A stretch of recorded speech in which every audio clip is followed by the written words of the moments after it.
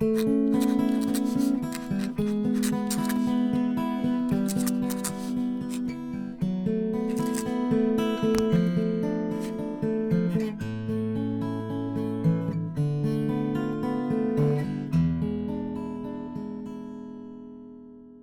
there, welcome to Inkquiring Minds. My name is Doug and I'm back with another fountain pen review. The parade of new retractable pen models just keeps on going. 2 weeks ago I looked at the new Narwhal Eclipse retractable and gave one away.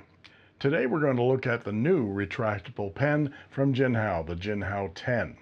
This one is not even close to being as innovative as the Narwhal. This is yet another copy of the ubiquitous Parker Vanishing Point. With all the retractables on the market now, I thought we'd do a bit of a roundup and compare the new Jinhao 10 with all the others right now.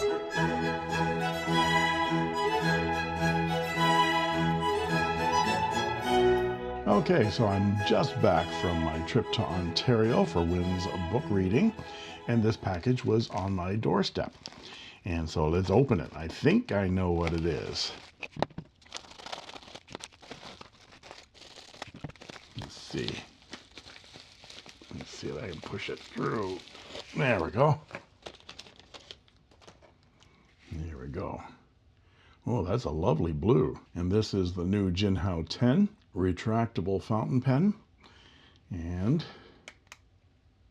it probably has an extra fine nib on it. Can't remember what I ordered. I think it was a fine. But people are very interested in finding out how close this is to both the Pilot Vanishing Point. This is a Decimo, so it's slightly slimmer than a regular Vanishing Point. And here is the Moonman A1, and here is a Moonman A2, and here is the Moonman A3. So we'll have to put this new Jinhao through its paces and see how it compares to these other retractable pens. Let's open it up and see whether the nib unit is similar. Yeah, that's an F, all right. It's a fine Jinhao. Converter looks about the same. There's no package of parts as there is with a Moonman. Here's the Moonman unit from an A1, and they even have their press marks in exactly the same place. So let's put the Moonman unit in the Jinhao and see if it fits. Well, what do you know? It does not fit. It doesn't slide down through that slot. So they aren't exactly identical. You see that little nub that goes down through the slot is much thicker on the Jinhao than it is on the Moonman. So first lesson learned. They are not compatible with each other. So heads up, folks.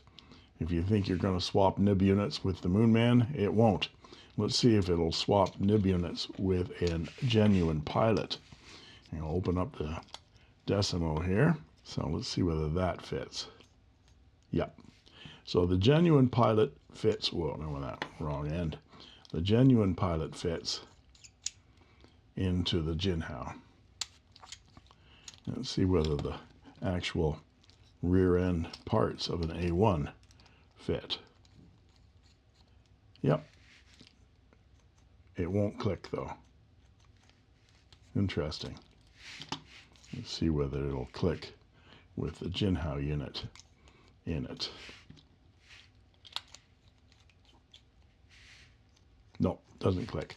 So it's a different mechanism that's in there as well, and the clip doesn't have that little dimple on it that the A1 and the Pilot have. It's a more sleek design, but I really like that iridescent color. And the only Jinhao markings on it are on the cap band, right there, the middle band that separates the front from the back.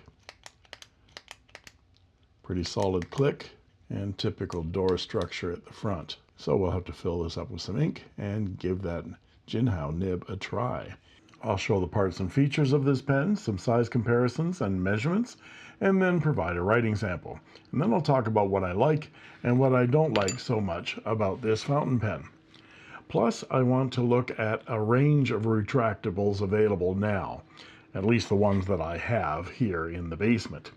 Oh, I can tell a dirty story in the old conservatory, but don't go in the basement. Let's lay them out. And what do we have here? From the top, this is a genuine Pilot vanishing point, this one being a slimmer version, the Decimo. Then there are 3 different types of Majon Moonman Pilot vanishing point copies, the A1, the A2, and the A3.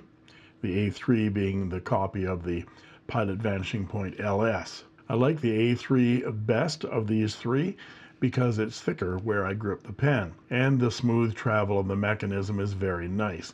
It helps that I have a genuine Pilot vanishing point stub nib, 18 karat gold nib in this pen. Next we have the Lamy Dialogue 3, but it's not a real Lamy Dialogue 3. This is a horrible, awful, execrable, terrible, and really not very good at all Chinese fake. But it's a good stand-in for the Lamy because I don't have a real one. And then we have the very interesting Lanbitu 6051. It's hard to believe Lanbitu has over 6,000 models of fountain pens that we've never heard of. It's amazing. Should show this one just for a moment here because it's unusual from the rest. It's the thickness of a mechanical pencil, has that kind of a look with that kind of a clip, and it has a little plastic cover over the nozzle where the nib hides. To keep from losing that, I put this right here on the clip while I'm using the pen, and you retract it with the typical retracting knock. Next, here is the Midas press pen with its cool little cuckoo clock door that pops out just like that, little plastic door that the nib hides in. Cuckoo.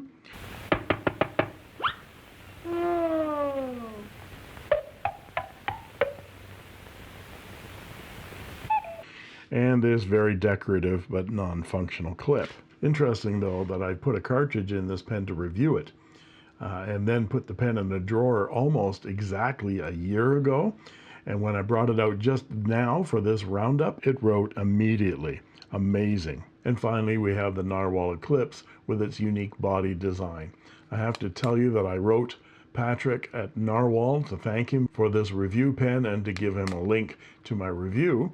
And he wrote me back immediately and said that they had been watching my review and others and were already working on some of the refinements to their design. Now that shows commitment to their products and to their customers. Kudos to Narwhal for that.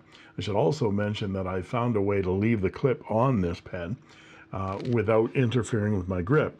I just extended the nib and then gripped the pen where I want to grip it, and then slid the clip around until it's where it doesn't touch any of my fingers, so it's not in the way. I just have to make sure that I line up the Narwhal name here with where the nib comes out so I hold it correctly. If you think that the nib is going to be there, you're going to be off. But I think I can get used to that. And I actually like the look of that too. So let's put the new vanishing point copy, the Jinhao 10, on top of this and take a look at this pen. The new Jinhao 10 is exactly the same size and dimensions as the Pilot vanishing point, but about 4 grams heavier.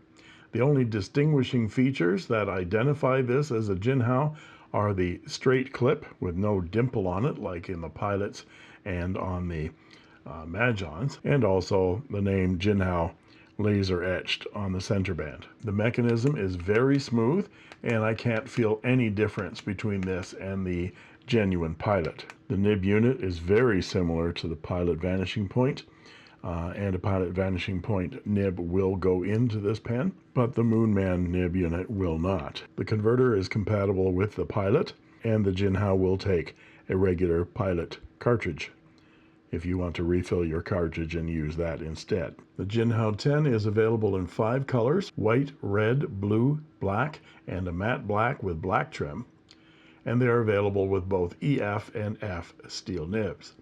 I bought this one from Sally's Easy Buy shop on Etsy, where it sells for around $20 US. It's also available on Sally's Amazon store, and I'll put the link in the description below for that. Now let's look at some size comparisons. Now I've already lined them all up, but let's line them up again by thickness this time. So that means we start with the Lanbitu 6051, then the Pilot Decimo, the Midas retractable, the Majon A2, the Jinhao A10, the Majon A1, the Majon A3, the fake Lamy Dialogue 3. I'm going to fit them all on screen. And then, of course, there's the Eclipse from Narwhal. And squish them all together. Thick to thin, your choice. Now let's look at some measurements, and I'll be back with a writing sample.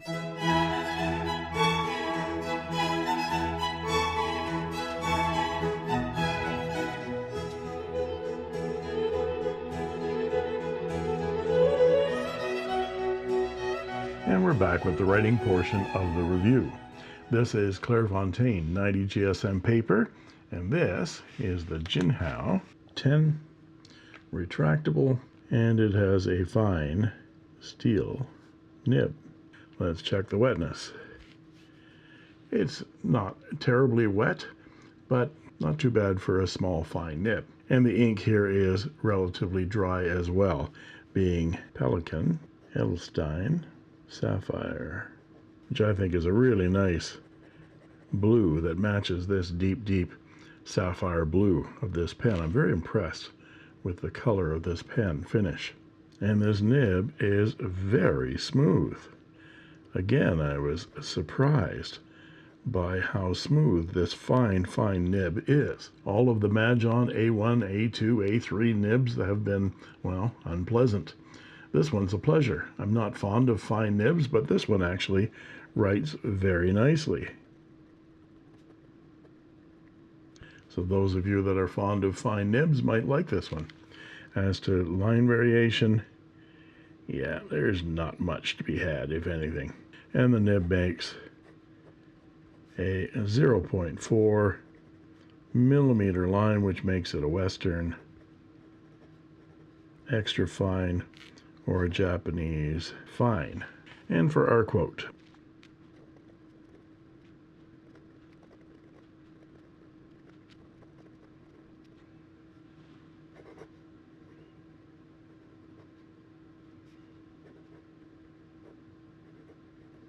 and for some reverse writing, it's thinner, a little bit more scratch, but surprisingly not really scratchy, but it's drying out very quickly. And some quick writing.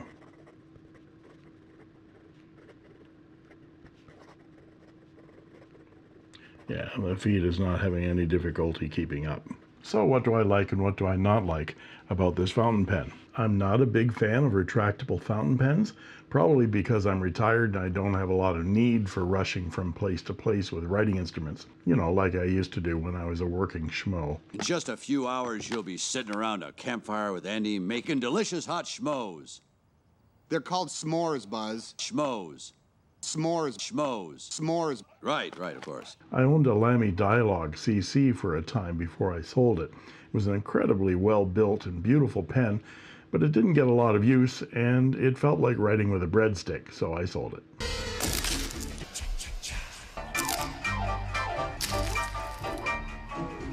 And I have all these other retractables here, and none of them get a lot of use. But leaving the Lamy Dialogue CC's gorgeous gold nib aside, most if not all of the retractable pen nibs have been disappointing, with 3 exceptions. The medium 18 karat gold nib on my wife's Pilot Decimo, the Pilot 18 karat gold stub nib on my Majon A3, and now this Jinhao 10 fine steel nib. Yeah, I'm surprised too. It's finer than I like to write with, but it is one of the smoothest fine steel nibs I've ever used. I find the build quality of the Jinhao 10 excellent, and I love the deep sapphire blue finish. I don't see any of the flaws or cheaper manufacturing that Doodlebud has found on his Jinhao 10. It might fall apart in a week, but I doubt it. I also don't know about how well that nib seals in there and whether it dries out, which is the bugaboo of many of the pens of this kind of design. And there you have it. If you like this video, please like and subscribe, and don't forget to ring that bell to get instant notifications whenever a new video is posted. And you can join as a member of my channel for only 99 cents a month, and I guarantee I'll answer your comments in the comment section, and you'll get cool emojis, badges, sneak peek unboxing videos, as well as instant access to my videos the moment I post them. And that just leaves it for me to say, Thank you for watching.